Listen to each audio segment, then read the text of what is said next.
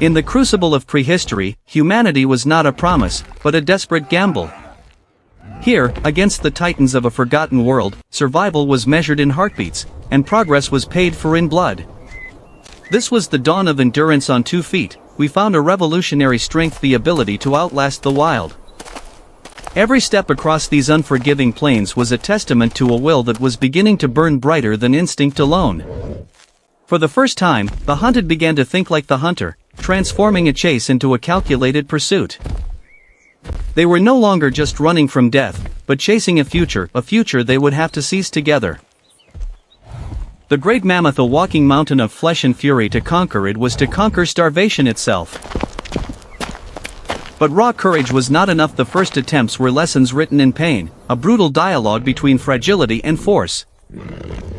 Yet, within these frail bodies, a new power was stirring, not of muscle, but of mind.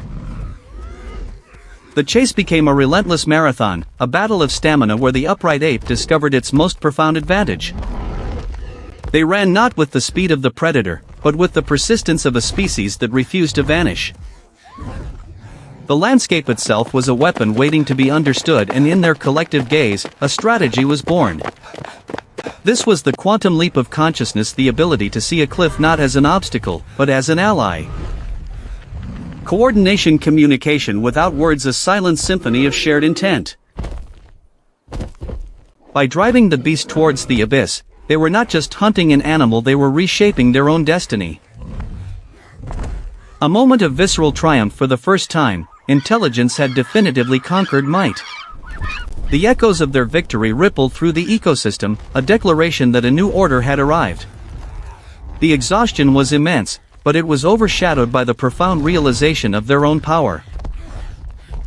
One hunter's fear, one tribe's courage, the individual and the collective, forever intertwined in the story of us.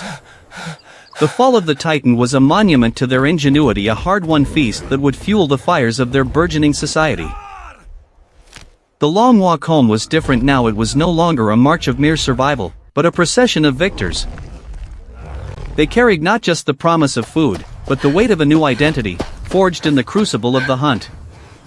Success was a shared burden, a collective responsibility that began to weave the first threads of community. And as the sun bled across the horizon, they sought refuge, carrying with them the memory of the day's great conquest. The cave, a primal sanctuary against a world that did not sleep. But it was the mastery of fire that truly marked their ascent, a stolen star, brought down to earth. Around its warmth, the clan became a family. The darkness was no longer absolute, it was a wall against which their new world was defined. This circle of light was the first classroom, the first temple, the first true home. Here, in the flickering glow, fear gave way to reflection, and the bonds of kinship were forged in shared warmth and safety. The night still belonged to the predators, a haunting reminder of the fragility of their existence. But the fire was a guardian, a beacon of intelligence that held the chaos of the wild at bay. Sleep was no longer a state of utter vulnerability, but a shared trust, a collective surrender to the peace they had created. A new dawn, not just of the sun, but of awareness. The world was seen with new eyes. The morning brought not just light, but purpose. The tribe, united by the trials of yesterday, moved as one. They were becoming more than a collection of individuals, they were an idea in motion. The search for sustenance continued, but now it was guided by memory and foresight. Water, the source of all life, a moment of simple, profound relief. In this shared act of quenching thirst, another evolutionary leap was made from individual need to communal well-being. And with it, the birth of a new behavior providing for another. This simple offering, water cupped in a leaf, was perhaps the first true expression of care, a gesture that transcended instinct. It was the dawn of tenderness in a world defined by hardship, the beginning of love. As their minds expanded, so did their world. They began to see not just threats and opportunities, but beauty. The discovery of fruit was more than a new food source, it was an encounter with the sweetness of the earth. The offering of this vibrant treasure was a social contract, an act of sharing that strengthened the bonds of the group. It symbolized a shift from the violent, high-risk hunt to the gentle, reliable harvest. And in this piece, there was time to sit together, to observe, to connect. A family, sheltered by the shade of a tree that had witnessed ages of portrait of tranquility, earned through generations of struggle. The journey was far from over, but here, in this quiet moment, the gamble had paid off. Humanity had found its footing. Within the sleeping mind, the world was being remade. The eagle's flight became a dream of freedom. The subconscious was stirring, weaving the day's realities into the fabric of imagination. They awoke to a world that was both the same, and yet entirely new, seen through the lens of growing consciousness. The horizon was no longer a limit, but an invitation. Their journey was now driven by curiosity as much as necessity. Confidence in their stride, purpose in their gaze. They were no longer simply reacting to the world, but actively exploring it. Every member moved with a sense of belonging, a part of a greater whole that was stronger than anyone alone. The world began to offer up its secrets to the observant eye. Omens of life appeared in the canopy. Attention to detail became a new survival tool. The earth was a text, and they were learning to read it. A pointed finger, a shared discovery. The mind was now a map, charting the resources of this vast wilderness.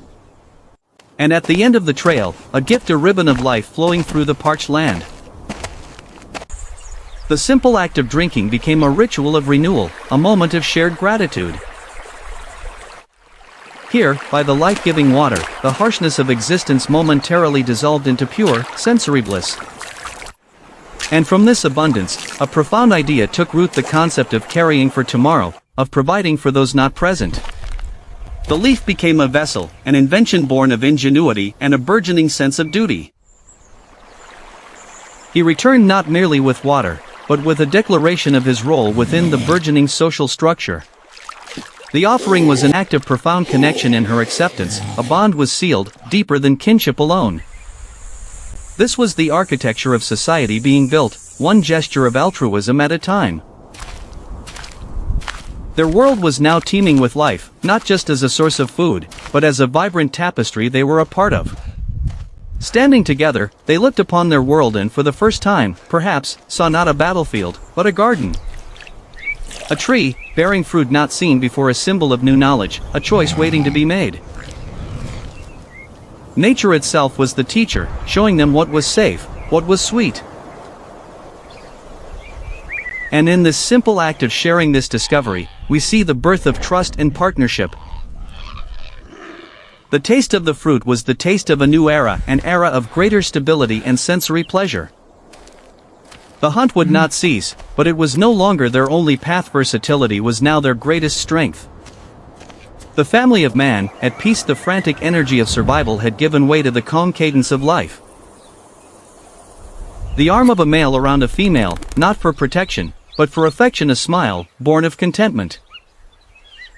This was the ultimate victory, not over the mammoth, but over the chaos. They had found their sanctuary, not in a cave, but in each other. From a fragile creature on the plains, a new consciousness had bloomed, destined to inherit the earth.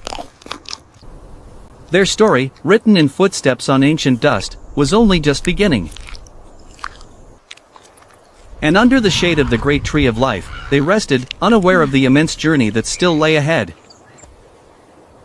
A quiet moment of peace, a snapshot of a species on the cusp of becoming human. Here, in the gentle embrace and shared meal, the foundation for all future civilization was laid. The struggle for survival had forged them, but it was these moments of peace and connection that would define them. They had not just conquered the wild, they had found a home within it, and within their own kind. This small band of hominids, resting in the afternoon sun, were the living embodiment of hope, a promise of the world to come. The dawn was complete.